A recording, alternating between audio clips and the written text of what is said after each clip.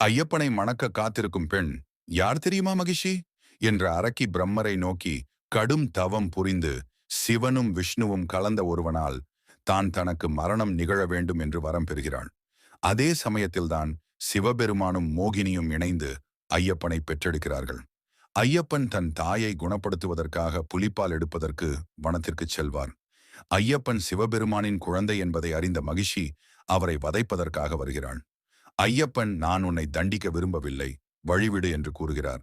ஆனால் மகிஷி ஐயப்பனை தாக்க முயல்கிறாள். இதன் காரணமாக ஐயப்பன் மகிஷியின் கொம்புகளை உடைத்து அவளுக்கு மேல் ஏறி ருத்ர தாண்டவம் ஆடுகிறார். இறுதியில் மகிஷி ஐயன் கைகளால் வதம் செய்யப்படுகிறாள். மகிஷி அரக்கியாக இருந்தாலும் அவள் உயிருக்கு மரியாதை கொடுத்து அவள் உடலுக்கு ஐயப்பன் மரியாதை செலுத்துகிறார். அப்பொழுது அவள் உடலில் இருந்து ஒரு ஒளி தென்படுகிறது. அந்த ஒளியிலிருந்து ஒரு அழகிய பெண் வருகிறாள். அவர்கள்தான் மாளிகைபுரதம்மாள். முந்தைய பிறவியில் பெற்ற சாபத்தால் இந்த பிறவியில் அரக்கியாக பிறந்தார். மாளிகைபுரதம்மாள் ஐயப்பனுக்கு மனமார்ந்த நன்றியை கூறுகிறார்கள் மற்றும் ஐயப்பனின் அழகிய தோற்றத்தை கண்டவுடன் காதல் கொள்கிறார்கள். ஆனால் ஐயப்பன் நான் இந்த பிறவியில் பிரம்மச்சாரியாகத்தான் இருக்கப் போகிறேன் என்று கதை முடிகிறது. இந்த கதை பிடித்திருந்தால் சப்ஸ்கிரைப் பண்ணுங்க. நன்றி.